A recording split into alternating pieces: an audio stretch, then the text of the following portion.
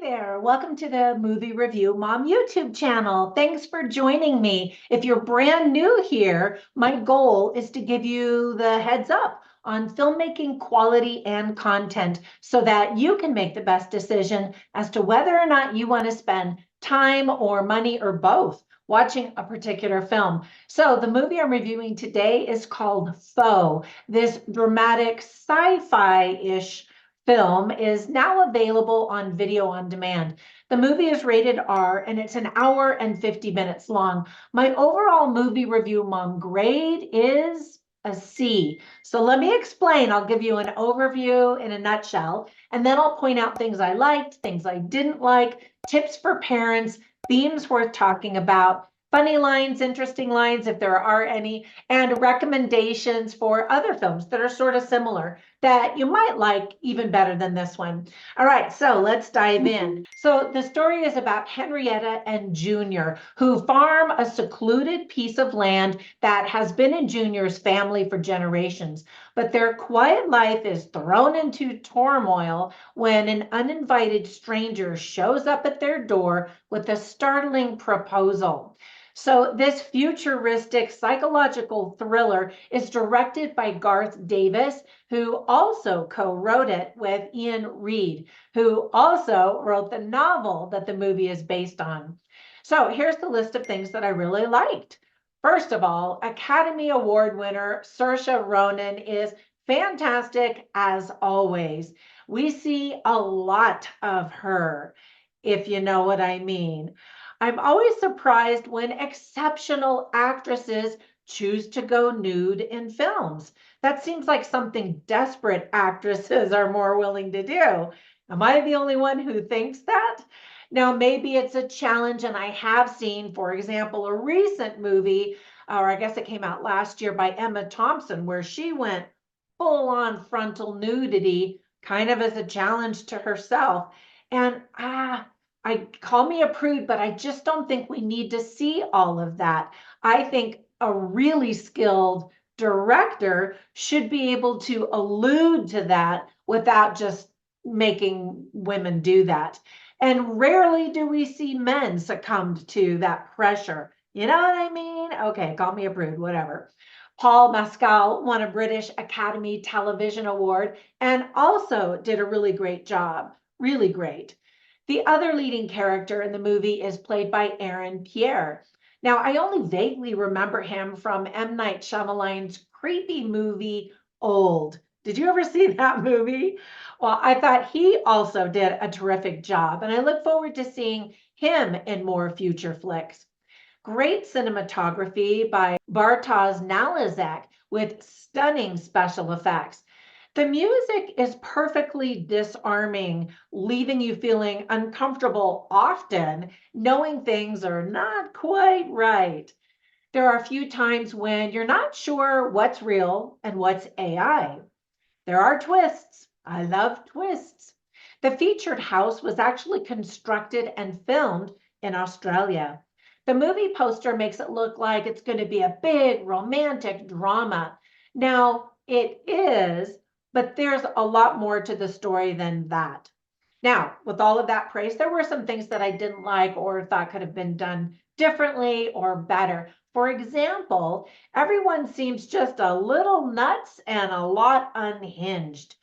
A lot of the dialogue is just odd, despite being delivered by extremely capable actors.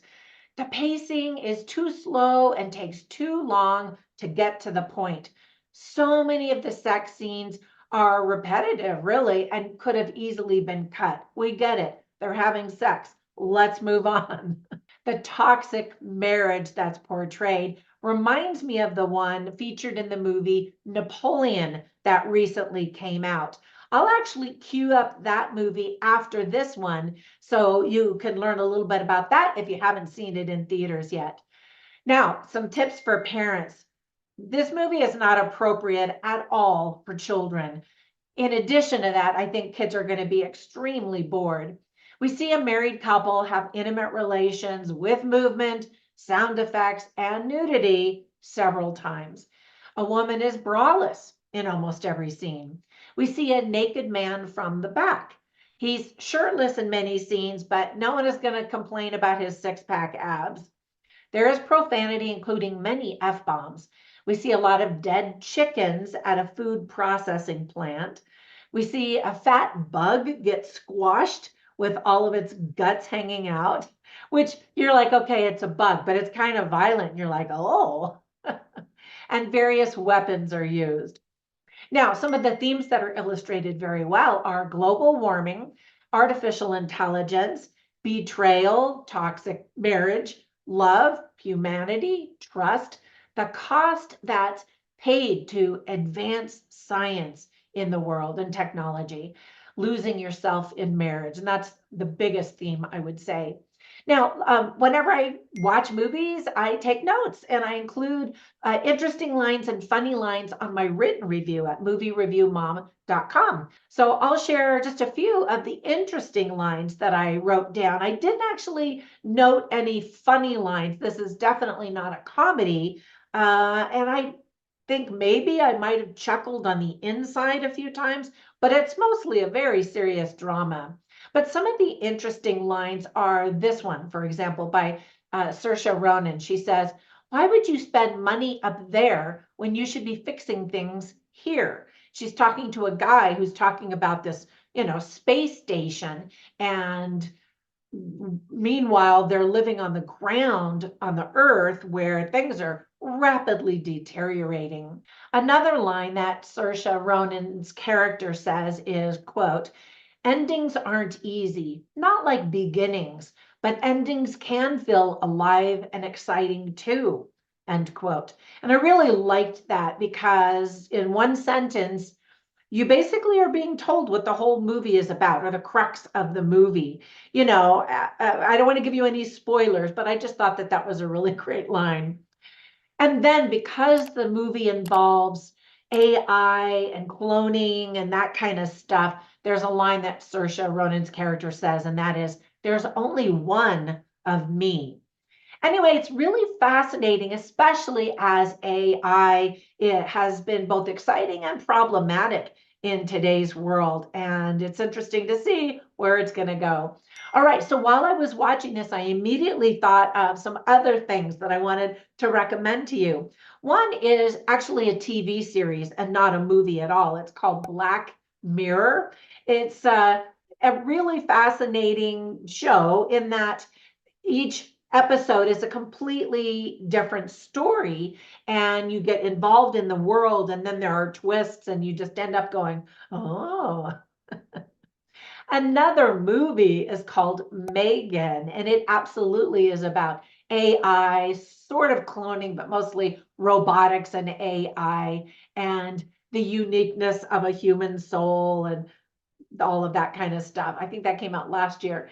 And then another one that I wrote down is called Knock at the Cabin, simply because it features an apocalyptic type of world that's sort of interesting. So check that one out. It's very dramatic and has a dramatic ending like the one that's in this film. All right, that's it. Thank you so much for spending time with me. When you get a minute, run over to Instagram. I would love it if you would follow me there as both Movie Review Mom and my name, which is Trina Boice, where you can see all of my books when they are offered for free on Amazon, and my online courses and some of my other shenanigans. Have a fantastic day, and I'll catch you in the next one. Bye for now.